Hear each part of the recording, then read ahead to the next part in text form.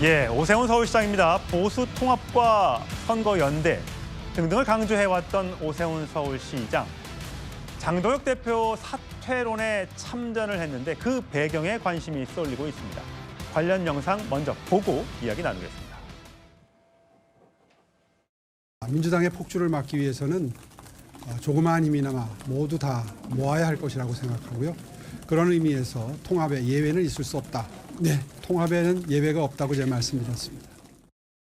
저에 대한 지지라기보다는 일 잘하는 이재명 대통령, 행정가 출신 이재명 대통령에 대한 지지가 같은 행정가 출신 정원호 저로 인해서 표출된 거 아닌가, 그렇게 저는 이해하고 있습니다.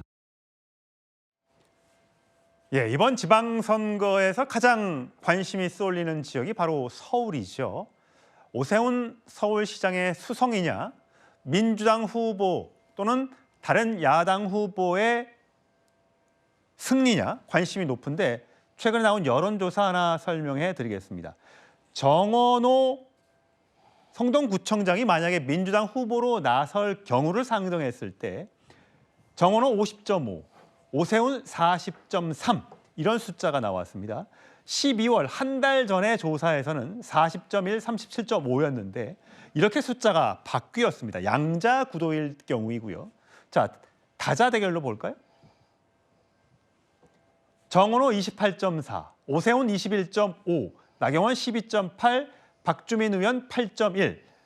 물론 여당 후보와 야당 후보의 합으로 보면 비슷하다, 오차 범위대라고 할 수 있습니다만 이렇게 다자 구도에서는 숫자가 나왔고요. 반면에 다른 여론조사 결과도 있습니다. 한 개만 소개시켜드리면 오해가 있을까 봐요.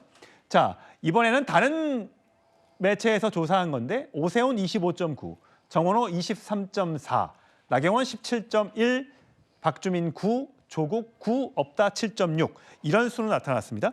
정혁진 변호사 보시기에는 지금의 서울시장의 판세, 지금 현재입니다. 어떻게 보세요? 저는 쉽지 않다고 보고 있습니다. 누구한테? 오세훈 시장한테. 예. 왜냐하면 작년만 해도 오세훈 시장이 무난히 오선하지 않을까 다들 그렇게 생각을 했었어요. 그런데 정원호 구청장이 갑자기 이제 부각을 한 그런 측면도 있지만 그런데 어쨌든 지금 앵커가 잘 설명해 주신 바와 같이 숫자 자체가 저런 식으로 나오지 않습니까? 그런데 중요한 건 뭐냐면은 숫자도 숫자지만 추세가 더 중요하다고 늘 이야기하는데 추세 자체가 완전히 기운 거 아닌가 일단 지금 현 시점으로 봐서는 그렇기 때문에 이것을 다시 뒤집어야 된다 이런 생각을 할 수밖에 없는데 그런데 그렇기 때문에 이제 오세훈 시장이 그 장동혁 대표에 대해서 이런저런 쓴소리를 할 수밖에 없는 거죠. 그런데 중요한 거는 오세훈 시장만 그런 생각하겠습니까? 이번에 지방선거를 준비하는 모든 사람들이 다 똑같이 생각할 것이 아닌가. 예. 지금 광역단체장이요. 서울뿐만이 아닙니다.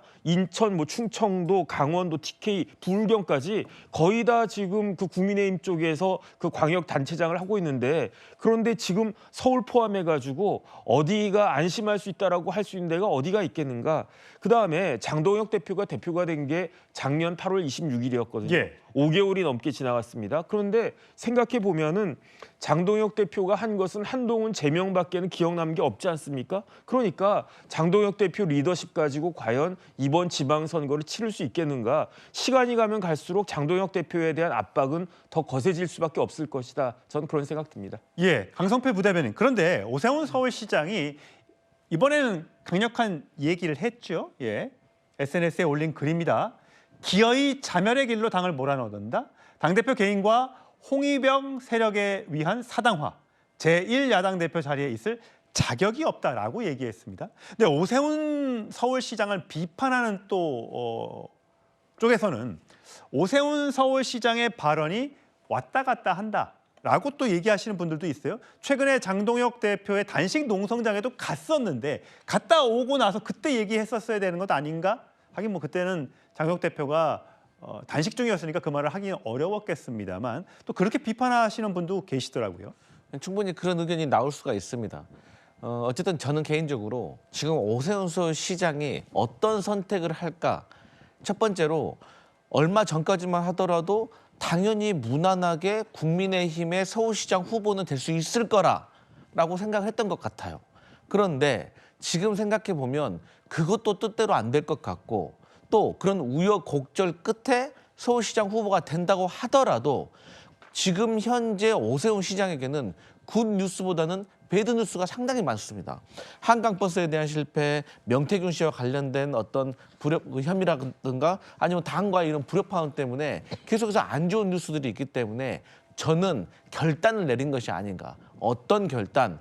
장동혁 대표 보고 사퇴를 하라는 것은 오히려 본인이 서울시장을 이번에 불출마하고 장동혁 지도부가 지방선거에서 패배하면 당 지도부 사퇴하고 전당대회 다시 열어야 될 거 아닙니까? 오세훈 서울시장이 불출마를 할 수도 있다? 저는 그렇게 보고 있고 지난번 정가에- 대선 과정에서의 오세훈 서울시장의 대선 불출마처럼? 네. 그렇게 해서 오히려 당권으로 도전을 하려고 하는 이 나름대로의 포석인 것이 아닌가.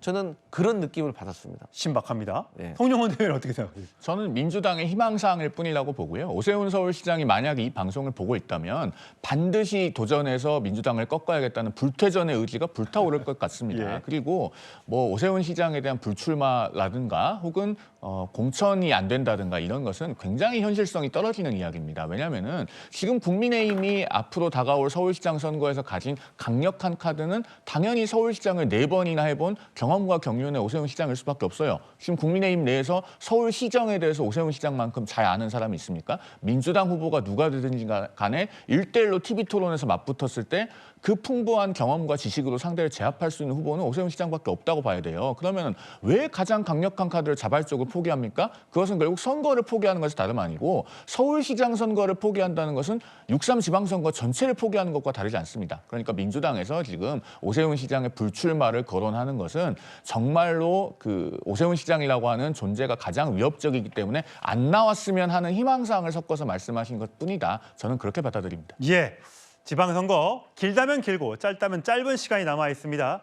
여론조사 지지율은 언제든지 오르내리락 할 수 있다는 점 말씀드리면서 다음 주로 가겠습니다.